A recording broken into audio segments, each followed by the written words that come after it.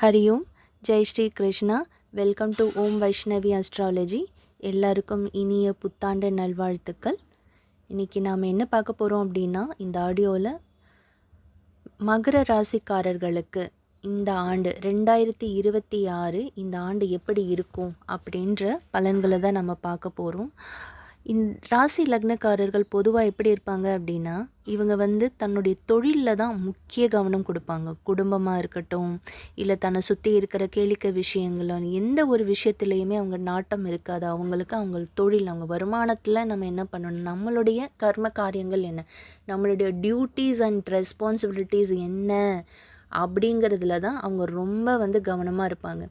7 நாட்டு சனியில் ரொம்ப டிஸ்டர்ப்டாக இருந்து இப்போ தான் அவங்க ரிகவர் ஆகி வெளியில் வந்திருக்காங்க. இப்போது கோச்சாரத்தில் பார்த்திங்கன்னா, மகர ராசி மகர லக்னத்துக்கு 3ஆம் வீட்டில் சனி இருக்குது. இது ஒரு நல்ல பொசிஷன் தான் அவங்களுக்கு.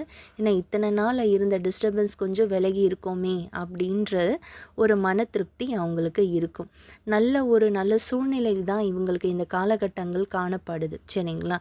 பட் இருந்தாலும் என்ன அப்படின்னா, இவங்களுக்கு செய்யக்கூடிய ஒவ்வொரு விஷயங்களையும் கொஞ்சம் பார்த்து கவனமாக செய்கிற மாதிரி இருக்கும். இது பொதுவான பலன், சரிங்களா? என்ன விஷயம் அப்படின்னா, இவங்களுக்கு குரு பார்த்திங்கன்னா, இப்போ அவங்க ராசி லக்னத்துக்கு 6ஆம் வீட்டில் இருக்குது. ருணரோக சத்ருஸ்தானத்தில் தான் இருக்குது, மறைஞ்சி இருக்குது, சரிங்களா?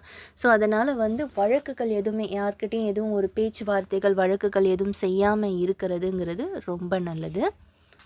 ஒரு ஃபால் பார்த்தாங்க அப்படின்னு சொன்னால் ஒரு அப் பார்ப்பாங்க. அதாவது ஒரு சில விஷயங்களில் அவங்க கொஞ்சம் சற்று தோய்வாக இருந்தாலுமே ஒரு முன்னேற்றமான சூழ்நிலையும் இருக்கும். ஒரு முன்னேற்றமான சூழ்நிலை வரும்போது கொஞ்சம் சற்று சோர்வாக இருப்பாங்க, தாழ்ந்து போகிற மாதிரி இருக்கும். ஒரு அப் அண்ட் டவுன் லைஃப் தான் அவங்களுக்கு இப்போ இருக்கும் இந்த காலகட்டம். பட் குரு பகவான் 2க்கு பெயர்ச்சி ஆனதுக்கப்புறம், சரிங்களா, அப்போ அவங்களுக்கு கிடைக்கக்கூடிய அமைப்புகள் பார்த்திங்க அப்படின்னா, அவருடைய குரு பார்வையினால் அவங்களுக்கு ஒரு நல்ல அமைப்புகள் இருக்கும். 7ஆம் இடத்துலேருந்து குரு பார்க்கும்போது, லக்னத்தையும் ராசியையும் பார்க்கும்போது அவங்களுக்கு ஒரு மன அமைதி கிடைக்கும், சரிங்களா?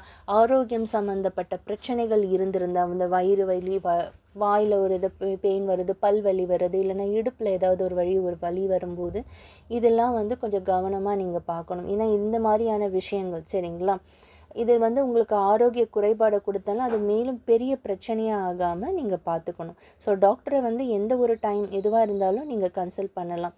ஜூன் 2க்கு அப்புறம் இதெல்லாம் படிப்படியாக நிவர்த்தி ஆகும். ஏன் இந்த வலி வந்தது, ஏன் இந்த வேதனைகள் இருக்குது அப்படிங்கிறத நீங்கள் கொஞ்சம் யோசிக்கலாம். ஆனால் இதுக்கான மருந்து உங்களுக்கு இயற்கையாகவே குரு 7க்கு அதாவது கடகத்துக்கு வருவார் ஜூன் 2 அன்னைக்கு உங்களுக்கு எல்லா பிரச்சனைகளுமே தீர்வாகும். எல்லா காலமும் பார்த்திங்கன்னா, நீண்ட காலமாக இருந்து வந்த எல்லா பிரச்சனைகளுக்குமே ஒரு தீர்வு கிடைக்கும். கடின உழைப்பை மட்டுமே வாழ்க்கைன்னு அப்படின்னு நினச்சிட்டு இருக்கேன். உங்களுக்கு இந்த காலகட்டங்கள் கொஞ்சம் டிஸ்டர்ப்டாக இருந்தாலும் நல்ல வருமானமும் தொழிலும் உங்களுக்கு அமையறதுக்கான வாய்ப்புகள் இருக்குது. அதுக்கப்புறம் பார்த்திங்க அப்படின்னா, ஜூன் 2லேருந்து அக்டோபர் 31 வரைக்குமே உங்களுக்கு குரு நல்லா வலுவாக உட்காந்து உச்ச குரு உங்கள் லக்னத்தை பார்க்கறதுனால நீங்கள் நினச்ச அத்தனை காரியங்களுமே, ஒரு தொழில் பண்ணணும்னு நினச்சிருந்தாலும் சரி, இல்லை ஏதாவது ஒரு புதுசாக ஒரு கிளாஸ் ஜாயின் பண்ணணும், இல்லை நீங்கள் ஏதாவது ஒரு ஸ்கூலோ காலேஜோ ஜாயின் பண்ணணுன்னாலுமே இந்த காலகட்டங்கள்லாம் நல்ல அமைப்பில் தான் இருக்கும். என்னென்ன உடல் அசௌகரியப்பட்டு ரொம்ப உடல் வலியாகி எலும்பில் பிரச்சனைகள் இருந்து இதுலேருந்துலாம் நீங்கள் வெளிவந்த காலகட்டங்கள் தான் இப்போது.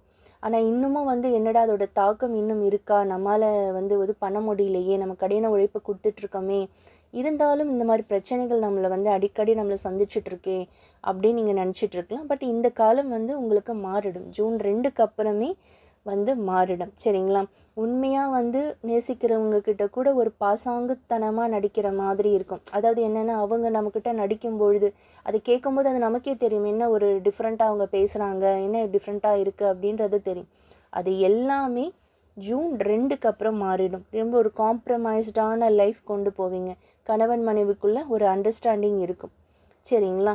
இது என்ன அப்படின்னா, ஒரு பொதுவான பலன். எப்படி நம்ம இந்த ராசி லக்னத்துக்கு இருக்கும்னு உங்கள் ஜாதக அமைப்பை பார்க்கும்போது தான், அதாவது உங்களுக்கு தனிப்பட்ட ஜாதகம் இருக்கும் இல்லைங்களா? ஸோ அதில் உங்களோட தனிப்பட்ட ஜாதகத்துக்கு இருக்கக்கூடிய 9 கிரகங்களுக்கு இருக்கக்கூடிய கோச்சார பலன்கள் எப்படி இருக்கும், சரிங்களா? அதே மாதிரி தசாபுத்தி, இப்போ கரண்ட்டாக என்ன தசாபுத்தி நடந்துகிட்ருக்கு உங்களுக்கு, அதே மாதிரி வாரம், திதி, யோக, நட்சத்திர, கர்ணம் இது அத்தனையுமே வைத்து தான் ஜோதிடம்னா என்ன அப்படிங்கிறது சொல்ல முடியும். பொதுவான பலன்கள் வந்து எல்லாருக்குமே இயல்பாக இருக்குமாங்கிறது நம்ம வந்து பார்க்கணும். பார்த்து தான் நம்ம வந்து ஜாதகத்தை பார்த்து சொல்ல முடியும். ஒரே மாதிரி இருக்காதுங்கிறது தான் உண்மை. சரிங்களா? இந்த ஜாதக கட்டங்கள் வைத்து பார்க்கும்போது தான் ஜாதகருக்கு என்ன மாதிரியான விஷயங்கள் பலனாக கூற முடியும். ஜோதிடம் அப்படிங்கிறது என்னென்னா நம்ம வாழ்க்கையை முன்னேற்றத்துக்கான ஒரு விஷயம்தான். நம்ம வாழ்வியலில் என்ன மாதிரியாக செய்தால் நம்ம முயற்சி பெற்று முன்ன வரலாம் அப்படிங்கிறத தான் நம்ம இந்த விஷயங்களை பார்க்கணும். இந்த ஜாதகங்கள் நம்ம பார்க்கும்போது பெரும்பாலும் என்னென்னா விருச்சிக ராசிக்காரர்களுக்கு நிறைய கேள்விகள் இருக்கும். அவங்க அவ்வளோ ஈஸியாக வந்து வெளியில் வர மாட்டாங்க. நிறைய கேள்விகள் கேட்கக்கூடியவர்களாக இருப்பாங்க. நிறைய யோசிக்கக்கூடிய சிந்தனையாளர்களாக இருப்பாங்க.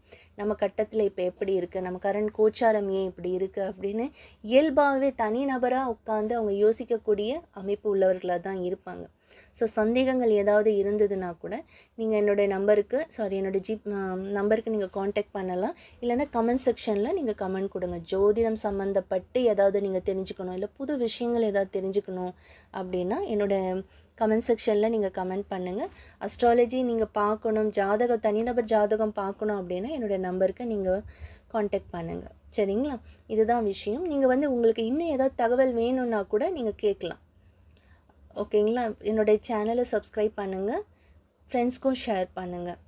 நன்றிங்க. தேங்க்யூ.